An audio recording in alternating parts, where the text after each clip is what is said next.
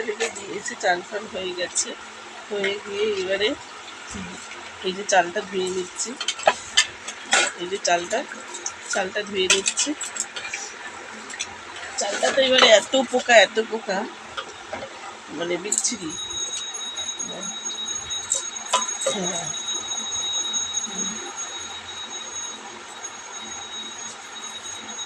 চালটাতে এত পোকা না, এই দেখুন চালটাতে কেমন সাদা সাদা, এই দেখুন এই যে সাদা সাদা কিরকম, মানে চালটা এত পোকা। চালটাতে এত পোকা। শরীরটা ভালো নেই বন্ধুরা, কাল থেকে একদম ভিডিও করতে পারিনি, আর ফোনটাও ডিস্টার্ব করছে। বেশি ভিডিও ডাউনলোড হয়ে গেলে না আমার মানে ক্যামেরা সাথ দেয় না, আবার ওইগুলোকে ডিলিট করতে হয় তারপরে। তো বন্ধুরা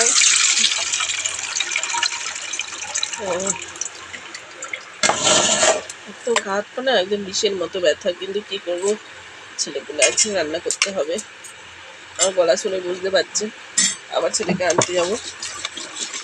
এই চালটা ওই জন্য ধুয়ে নিচ্ছি ভালো করে, ভাতটা বসিয়ে দিয়ে সবজি আজকে ঝোল ভাত আর শাক ভাজা করবো।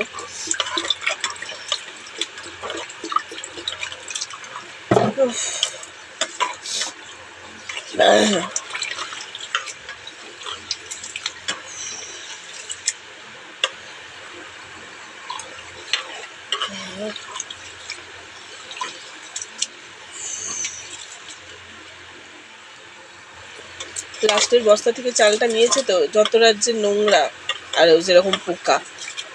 ভাতটা ভালো হচ্ছে কিন্তু চালটা একদম নোংরা আর পোকাতে ভর্তি।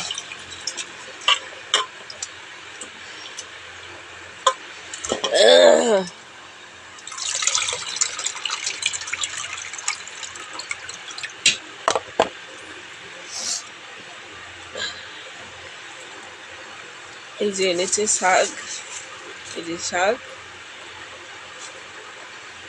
আর এনেছে এই যে সবজি, আর এই যে এনেছে মাছ, কাটা পোনা।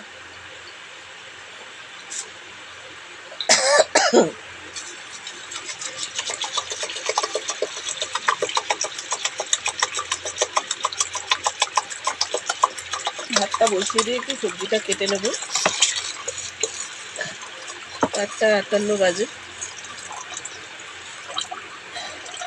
সবজিটা অল্পই করবো দাদা ভাইয়ের জন্য আর বন্ধুটার জন্য।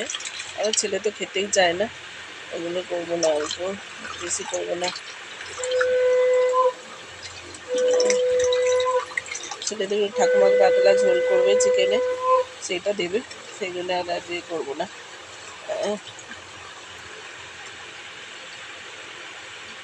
আমাকে সেই ডবল করে রান্না করতে হচ্ছে, ভগবান কি কষ্ট হচ্ছে বন্ধুরা। আমি যদি নিজস্ব বাড়ি থাকতো, আমি একটু কাজের লোক রেখে, আমার খুব কষ্ট হচ্ছে বন্ধুরা। বন্ধুরা এই যে চিনিটা কেটে নিচ্ছি।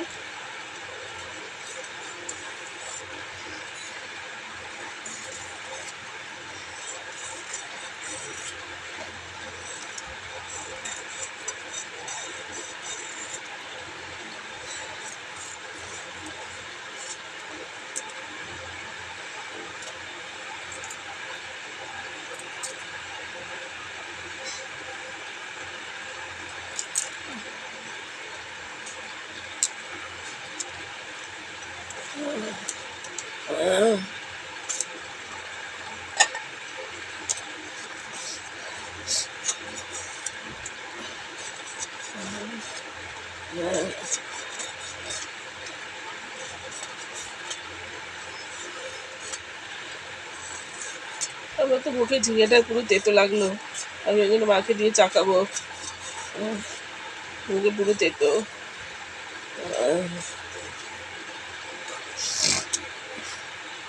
ঝিঙেটা কিন্তু আসলে মিষ্টি মনে হয়, কিন্তু আমার মুখে পুরো তেতো লাগছে।